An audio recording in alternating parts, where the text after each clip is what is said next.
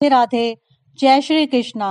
नमस्कार दोस्तों, आज माघ माह के कृष्ण पक्ष की नवमी तिथि है। स्वागत है आपका आप सबके अपने YouTube चैनल प्रभु के प्यारे में, जहां हम आपको धर्म, भक्ति और पवित्र कथाओं की यात्रा पर लेकर चलते हैं। आज नवमी तिथि है। आइए माघ मास महात्म की कथा की शुरुआत श्री कृष्ण भगवान की एक प्रेरणादायक कहानी से करते हैं। उसके बाद माघ मास का पौराणिक महत्व सुनेंगे। कन्हैया की यह अद्भुत कथा, भक्त के लिए जब कर दिया ऐसा अनोखा काम।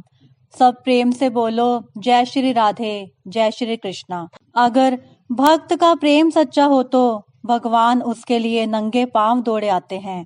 वही बात जब कन्हैया की हो तो कहने ही क्या, अपने भक्तों के लिए वह ना जाने कितने रूप धरते हैं और कितनी ही अनगिनत लीलाएं कर चुके हैं, जिनका प्रमाण हमारे धार्मिक ग्रंथों में मिलता है।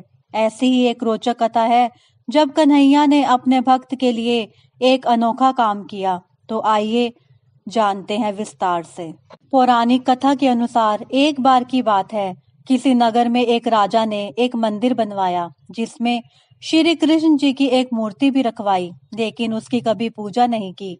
पूजा करने के लिए मंदिर में एक पुजारी को रखा गया। पुजारी नियमित कन्हैया जी को नहलाता और बड़े ही श्रद्धा भाव से उनकी पूजा अर्चना करता। राजा भी रोज कान्हा जी के लिए एक फूलों की माला भेज देता था, और जब वह दर्शन करने आता तो पुजारी उस माला को उतारकर राजा को पहना देता। ऐसे करते करते पुजारी की भी उम्र बीत चुकी थी। एक दिन किसी वजह से राजा नहीं आ सका तो उसने एक सेवक के हाथ में माला पहुंचा दी और कहलवा दिया कि आज वह मंदिर नहीं आएगा, इसलिए पुजारी उसका इंतजार ना करे। इतना कहकर सेवक चला गया। पुजारी ने हमेशा की तरह कन्हैया जी को माला पहना दी, लेकिन जब शाम हुई तो पुजारी यह सोचने लगा, माला उतारकर किसे पहनाई जाए। उसने सोचा, क्यों ना आज माला मैं ही पहन लूं। वैसे भी मेरी उम्र हो चली है, जीवन का क्या पता कब खत्म हो जाए। इतना सोचकर पुजारी ने माला उतारकर अपने गले में डाल ली, लेकिन इतने में ही सेवक आ गया और उसने बताया कि राजा की सवारी मंदिर में पहुंचने वाली है। राजा की सवारी आने की बात जब पुजारी ने सुनी तो वह डर गया।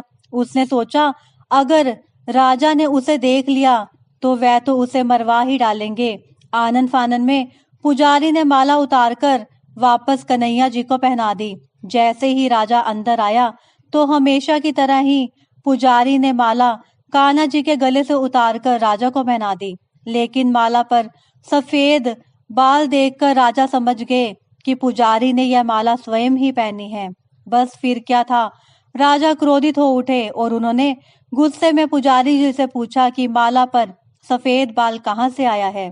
तब राजा की बात सुनकर पुजारी डर गया और बोल पड़ा, ये तो कन्हैया जी का है। अब तो राजा और भी क्रोधित हो गए, क्योंकि कान्हा तो भगवान है और उनके बाल सफेद कैसे हो सकते हैं। इसलिए राजा ने फरमान सुना डाला कि कल श्रृंगार के समय राजा खुद आएंगे और देखेंगे सच में ही कान्हा जी का सफेद बाल है या पुजारी जी झूठ बोल रहे हैं।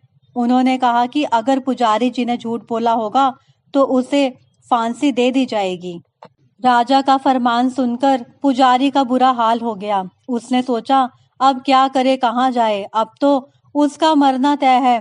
तब रोते रोते वह भगवान की शरण में पहुंचा और उनसे कहा कि हे केशव, मुझसे झूठ बोलने का अपराध तो हुआ है, लेकिन हो सके तो मुझे क्षमा कर दें और राजा से रक्षा करें।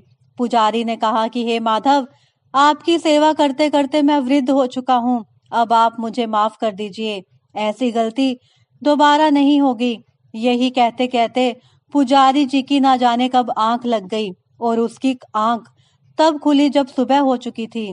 उधर सुबह होते ही राजा भी आ गया और कहने लगा, आज कन्हैया जी का श्रृंगार वह खुद करेगा। ऐसा कहकर जैसे ही राजा ने कान्हा जी का मुकुट उतारा तो देखा कि श्री कृष्ण जी के तो सारे बाल ही सफेद हैं, लेकिन राजा को फिर भी यकीन नहीं हुआ। उसे लगा कि फांसी के डर से पुजारी ने ही बालों को रंग दिया होगा। राजा ने सोचा कि क्यों ना कन्हैया जी का एक बाल तोड़कर देखा जाए। इसके बाद राजा ने कान्हा जी का एक बाल तोड़ दिया, लेकिन जैसे ही बाल टूटा, कन्हैया जी के सिर से खून की धारा बहने लगी।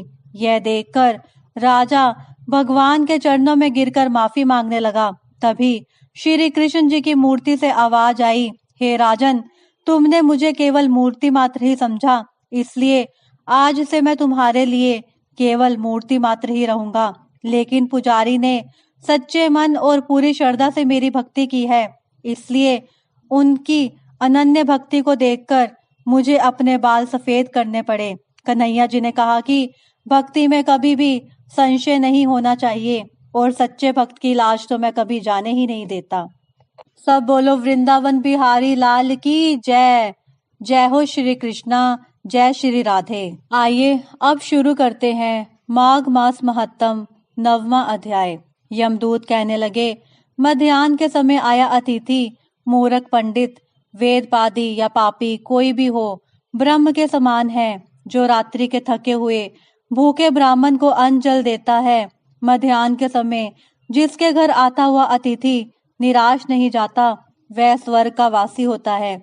अतिथि बराबर कोई धन संपत्ति तथा हित नहीं है।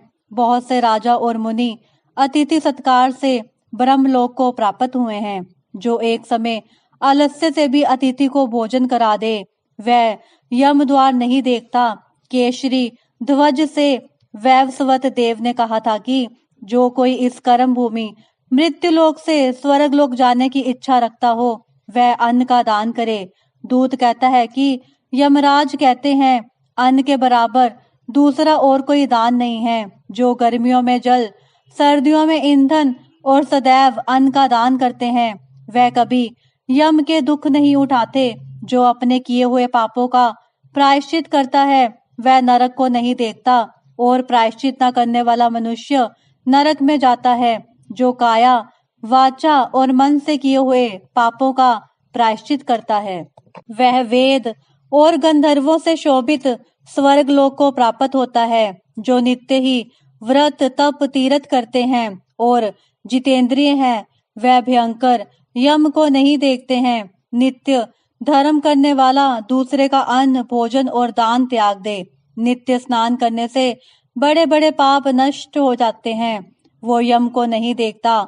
बिना स्नान पवित्रता कैसे हो सकती है? जो मनुष्य पर्व के समय चलते जल में स्नान करते हैं, वह बुरी योनि नहीं पाते, ना ही नरक में जाते हैं। माघ मास में प्रातः स्नान करने वाले मनुष्यों को नियम पूर्वक तिल पात्र और तिल कमल का दान करना चाहिए।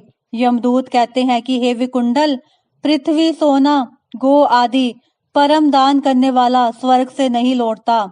बुद्धिमान पुण्य तिथियों, व्यतिपात, संक्रांति आदि को थोड़ा सा दान करके भी बुरी गति को नहीं प्राप्त होता। सत्यवादी, मौन रहने वाला, मीठा बोलने वाला, क्षमाशील, नीतिवान, किसी की निंदा न करने वाला, सब प्राणियों पर दया करने वाला, पराये धन को तृण के समान समझने वाला मनुष्य कभी नरक को नहीं भोगता।